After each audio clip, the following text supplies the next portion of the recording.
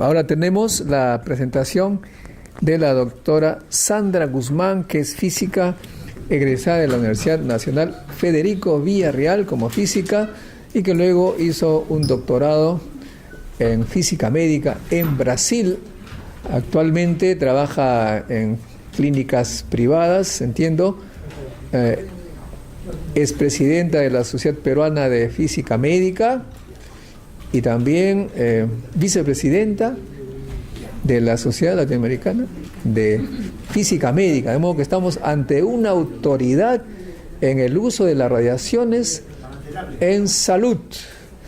Y obviamente cabe señalar en esta oportunidad que el IPEN en 1995 inició una maestría en física médica en colaboración con la UNI, cuyo director está justamente ayudando a Sandra Guzmán, Javier Solano. Iniciamos esta maestría. En el momento yo era director de capacitas de CESEN y con un proyecto del OIE, del Organismo Internacional de Energía Atómica, iniciamos esa maestría con expositores que vienen del extranjero. Esa fue una de las, a mi entender, una de las mejores decisiones del IPEN, porque si no hubiera habido esa maestría desde 1995, en este momento estaríamos ante un gravísimo problema, porque el cáncer hoy en día es tratado con máquinas súper avanzadas, como lo van a ver, y que demandan una preparación. De modo que esa una decisión estratégica de la cual nos felicitamos y esperamos que haya más estudiantes, porque ese es un problema también que estamos por resolver. Hay una poca comprensión de los físicos todavía, no hay los jóvenes estudiantes. La física médica inmediatamente piensa que se trata de médicos y los físicos no le gusta la carrera de medicina porque inmediatamente lo relacionan con memoria, con músculos, con nervios, etcétera, etcétera, mientras que la física médica es otra cosa. Como lo va a explicar entonces Sandra Guzmán, para quien solicito un aplauso.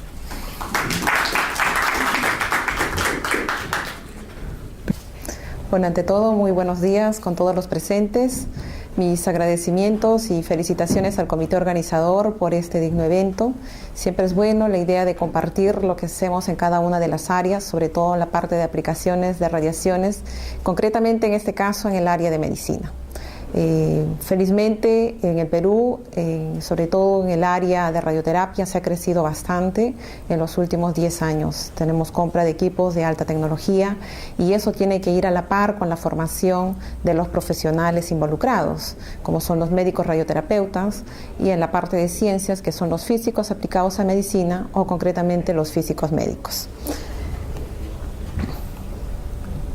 Entonces, para nosotros trabajar en el área de medicina necesitamos herramientas, porque necesitamos definir el volumen que nosotros vamos a tratar. Inicialmente se trabajaba con películas en 2 dimensiones, que es una placa común y corriente que todo el mundo conocemos. Y teníamos una idea del volumen que íbamos a tratar. Hoy ya trabajamos en imágenes reales, y esas imágenes son, como en el caso de tomografía, en 3 dimensiones. Pero muchas veces las tomografías no son suficientes, porque las tomografías van a captar densidades o tejidos de densidades altas, pero por ejemplo, o tejidos de densidades blandas no las van a captar las resonancias. En muchos casos, muchos pacientes tienen cefalea, mucho dolor de cabeza, van al médico y se tómese una tomografía y le dicen no tiene nada, y el paciente continúa mal. Le dicen no, ahora tómese una resonancia y sale un tremendo volumen tumoral. Entonces, simplemente por cuestiones de densidades. Entonces, nosotros necesitamos una gran herramienta, y esa gran herramienta son las imágenes. Por eso, se comenzó a trabajar inicialmente con películas en 2 dimensiones, luego pasamos a tomografía, en el que para obtener una imagen tomográfica se necesitaban horas, alrededor de 14 horas para obtener todo el barrido de una cabeza.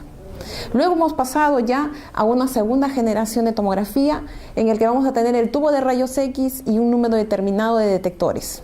Hoy ya estamos trabajando en una 4ª generación y estamos trabajando en multicortes. En cuestiones de 15 segundos, 10 segundos tenemos el barrido de todo el cuerpo con una calidad de imagen muy buena y con una definición de volúmenes muy buena, alta definición.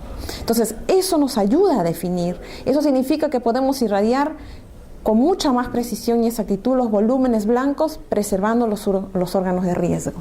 Entonces, estas herramientas nos han ayudado bastante. Hoy trabajamos con fusiones de imágenes. Tomografía, fusionamos con imágenes de resonancia, fusionamos con imágenes de angiografía, fusionamos con imágenes de medicina nuclear. Entonces, hoy no podemos trabajar de forma separada, radioterapia, radiodiagnóstico, medicina nuclear y otras áreas afines. Tenemos que trabajar de forma muy integrada. Por eso es que tenemos la maestría en el que se le da la formación al estudiante de todas las áreas, en todas las áreas. Cuando nosotros hablamos de radiaciones, estamos hablando concretamente de radiaciones ionizantes. Su nombre lo dice, produce una ionización. Entonces, ese fenómeno es usado para la desactivación de células malignas. Pero infelizmente, por cuestiones radiobiológicas, sabemos que también vamos a afectar las células benignas. Porque en un tiempo muy pequeño, de 10 a la menos 18, vamos a producir el primer efecto físico: ionización, excitación. Por mínima que fuese la radiación, va a producir un número de ionizaciones y excitaciones. Pero si esta radiación es poco, lo que recibimos en placas dentales, de tórax, etcétera, o hasta tomografía, entonces el cuerpo va a reparar la célula. Pero si estos niveles de radiación van aumentando, lo que simplemente va a hacer es que la célula cada vez va a ir mutando. ¿Y qué cosa es una mutación? Va a provocar un desorden celular. ¿Qué cosa lleva a un desorden celular? Un tumor.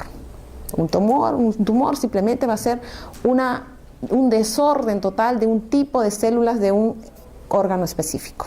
Entonces, nosotros tenemos que tener mucho cuidado, por eso que hay muchas normas, reglamentos que nos ayudan a definir qué tipo de lesiones tenemos que curar, con qué tipo de energías, con qué tipo de haces. Según las estadísticas, por ejemplo, tenemos cada vez un alto índice de cáncer de tiroides. ¿Por qué? Porque muchos nos tomamos una placa dental, pero no tenemos la cultura de ¿qué? De pedir un protector de tiroides. ¿Por qué? Una placa dental decimos sí, está totalmente localizado, pero sabemos, como somos de ciencias, ingenierías, que puede estar localizado, pero existe la radiación dispersa, y esa radiación dispersa va a ir a los otros órganos. La radiación es acumulativa. Me puedo haber tomado una placa hace 20 años y luego 30 años, el daño va a estar ahí acumulándose y esto va a conllevar a otros efectos. Por eso que el cáncer de tiroides en personas muy jóvenes cada vez está en aumento. Entonces, por eso es que tenemos que llevar esa cultura de protección radiológica. Donde fuese que estemos, siempre exigir las protecciones correspondientes. Y llevemos eso a nuestros familiares. Van a tomarse una placa dental, pidan mandil, tiroides.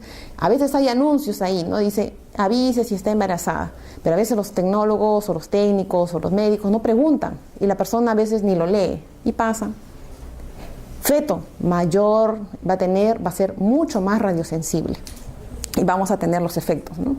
Entonces, dependiendo de las energías, si son energías bajas, queremos tratar, por ejemplo, queloides, que no necesariamente es un tumor maligno, simplemente es una cicatrización, una mala cicatrización, entonces vamos a usar radiaciones de bajas energías. Lo que usualmente con lo que usualmente se comenzó a trabajar a nivel mundial, después del descubrimiento de rayos X, se comenzó a dar las primeras aplicaciones. Y estas aplicaciones eran el orden de los kiloelectronvoltios. Hoy ya estamos trabajando en el orden de los megaelectronvoltios, ¿no? 10 a la 6 electronvoltios. Entonces, ahí les dejo un gráfico en el que depende si el volumen que queremos trabajar está en la superficie, kiloelectronvoltios. Si queremos ir ingresando a profundidades, por ejemplo, tenemos un tumor hepático, entonces necesitamos una mayor profundidad y depende también del ancho del paciente, ¿no? De la profundidad, que puede ser 10 centímetros. Entonces, con kiloelectronvoltios necesitaría irradiar bastante tiempo. Y es lo que inicialmente se usaba con los pacientes, ¿no? Dejaban al paciente ahí irradiándose horas y horas y horas. Y más o menos el médico iba, palpaba y decía, sí, el tumor ha bajado. Hoy ya no se hace esa barbaridad. Hoy se trabaja con protocolos, se trabaja ya con un estudio radiobiológico. El paciente no va a recibir una sola dosis en un día, va a recibir de forma fraccionada.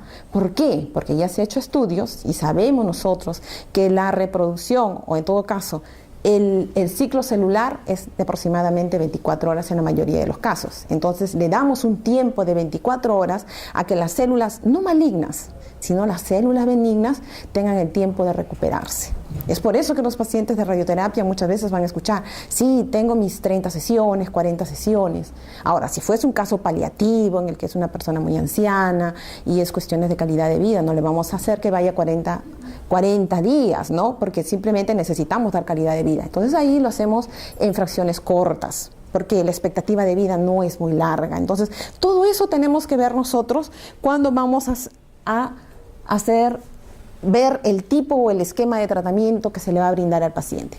Aquí tenemos los primeros equipos, como les decía, en el orden de los kiloelectronvoltios, donde se daba de forma directa al paciente y se veía la lesión. Actualmente todavía se usan estos equipos, solo que ya están siendo reemplazados, sea por braquiterapia o sea por aceleradores con electrones. Pero en la actualidad todavía tenemos equipos de kiloelectronvoltios que son usados para tratamiento. Luego comenzó en el mercado ya a usarse fuentes radiactivas y comenzamos a usar los famosos cesio, el cesio 137, con la gran ventaja del cesio que tiene un tiempo de vida media de 30 años, cuestiones de costos. Pero la gran desventaja de este elemento es que tiene una energía muy baja y eso significa que la profundidad en el que va a irradiar también es muy corto. Entonces por eso que fue retirado del mercado.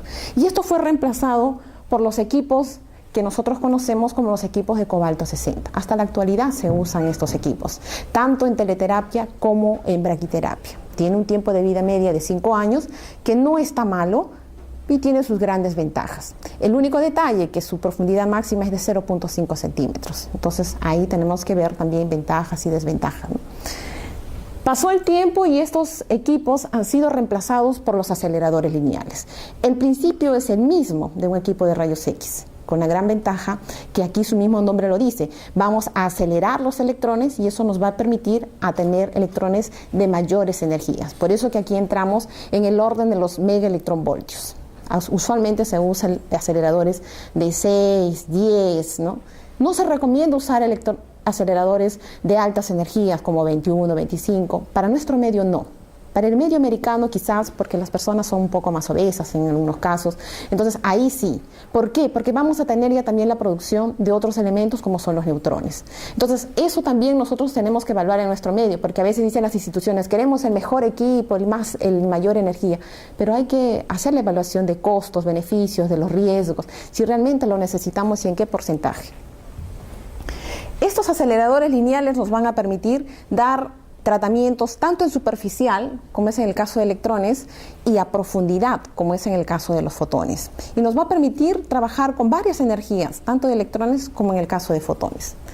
Trabajamos con simuladores. Inicialmente trabajamos simplemente con una placa en 2 dimensiones. Hoy estos simuladores son los TAC simuladores que nos permiten ya la obtención de imágenes en tomografía en 3 dimensiones y con todas las especificaciones de exactitud y precisión en cuanto a localización. Localización, el paciente tiene que mantenerse fijo durante todo, se tiene que reproducir durante todo el tratamiento. Por eso existen los inmovilizadores. Cada vez en el mercado tenemos mayor cantidad de inmovilizadores. Tenemos aquí el simulador, el TAC simulador, por ejemplo, eso es un caso de mama en el que la paciente es colocada de la misma forma en el que va a recibir el tratamiento. Hemos pasado nosotros en radioterapia en trabajar en una dimensión en el que el médico iba, le tomaba algunas placas, podía localizar, digamos así, a tacto el tumor y dar un campo directo.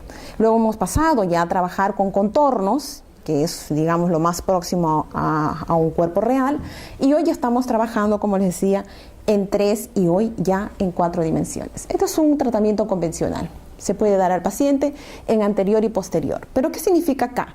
Que nosotros estamos dando aquí un tratamiento no solamente al tumor, el tumor es esto, y estamos irradiando también los otros órganos, incluyendo otros órganos como el caso de médula. Estos son los tratamientos convencionales. Hoy ya no se hace eso. Se hace todavía en algunos casos, ¿no? Un porcentaje mínimo, pero estamos evitando ya trabajar en campos así muy directos.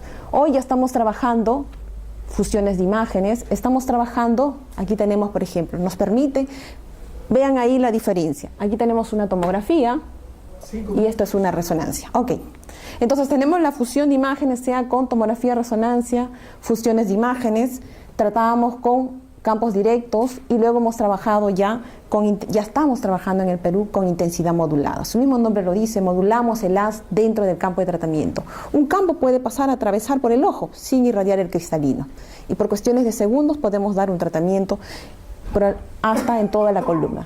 Trabajamos ya con campos pequeños para casos cerebrales, como es en el caso de radiocirugía, por ejemplo. Trabajamos con tumores, miren, estos son, simultáneamente podemos trabajar 3 tumores y dar campos pequeñitos.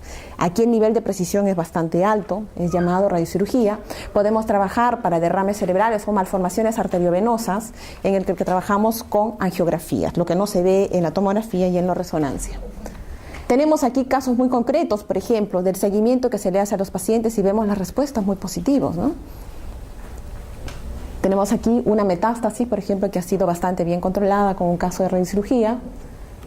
Estamos trabajando, como decíamos, con radioterapia en intensidad modulada, en el que podemos dar un mismo campo, pero las zonas, los segmentos dentro del mismo campo tienen diferentes tipos de dosis. Eso nos va a permitir a optimizar el campo que se le va a dar al tratamiento. Ya no trabajamos con campos directos en el que la dosis es homogénea dentro del campo. No, nos permite hacer este tipo de cálculos.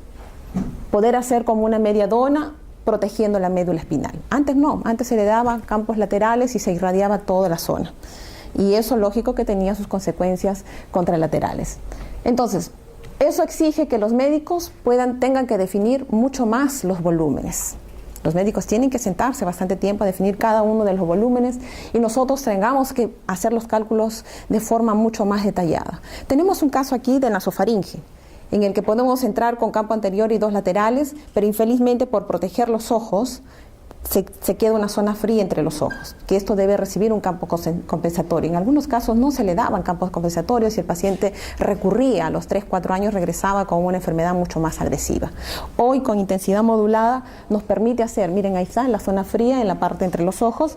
Hoy con intensidad modulada, este es un caso que hemos tenido, se puede dar varios campos de forma simultánea, atravesando los ojos, como les digo, y dando toda la dosis total, el 100% de dosis al volumen que queremos irradiar. Entonces, hemos avanzado no solamente en intensidad modulada. Hoy estamos trabajando con BIMAT, que se trabaja en arcos, en el que no solamente se modula el haz, sino también ya vamos a hacer el cambio de la tasa de dosis. Esto nos va a permitir una optimización mucho mejor que en el caso de intensidad modulada. Se está haciendo gating, que es la radioterapia en 4 dimensiones, que es la corrección por movimientos de órganos del paciente, porque hoy los aceleradores ya tienen incorporados un tomógrafo, que se llama el ConvinCT. Entonces podemos hacer toda la parte de control de calidad previo al tratamiento. Entonces podemos ver ahí si hay alguna modificación en cuanto a la estructura del paciente. Entonces aquí, y tenemos que trabajar de forma paralela con toda la parte de control de calidad, porque estamos trabajando con alta tecnología, entonces necesitamos hacer verificaciones tanto en fantomas, con los dosímetros, películas, multidetectores, fantomas, y toda esa labor es del físico médico. Hoy el físico médico necesita designar mucho más tiempo por cada paciente, por ello la necesidad de que este profesional cada vez sea mucho más entrenado, porque una falla fatal, porque estamos trabajando cada vez con altas dosis y los pacientes necesitan, para recibir cada uno de estos tratamientos, que reciban todo un proceso adecuado. Entonces estamos trabajando desde intraoperatoria. Nosotros, no se puede abrir, pero acá les dejo los videos para todos los interesados. Tanto estamos trabajando en intraoperatoria, ya en el que el paciente entra a la sala de cirugía, se abre, digamos así, se hace la cirugía, extraen el tumor y el lecho tumoral es irradiado en el momento. Entonces ahí ya se evita que se tenga que irradiar los órganos de riesgo. Y ya estamos trabajando con braquiterapia, no solamente en 2 dimensiones, sino también ya la braquiterapia en 3 dimensiones. Estamos trabajando en radiocirugía, estamos trabajando en rapidar, gating. Entonces todo esto nos ayuda a que podamos dar un tratamiento de alta calidad. ¿Por qué? Porque tenemos herramientas en imágenes, herramientas de equipos y herramientas en control de calidad. Y esa es la labor del físico médico. Y es lo que quería más o menos dar un panorama en lo que nosotros estamos a nivel del Perú. Bueno, cualquier pregunta, yo les dejo aquí mi correo electrónico, el Facebook, y les invito porque el 8... tenemos un simposio en el INEM, porque el 7 se celebra el Día Internacional de la Física Médica, y tenemos los cursos también justamente de braquiterapia y de intensidad modulada el 6 y 7. Ok, gracias. Bueno.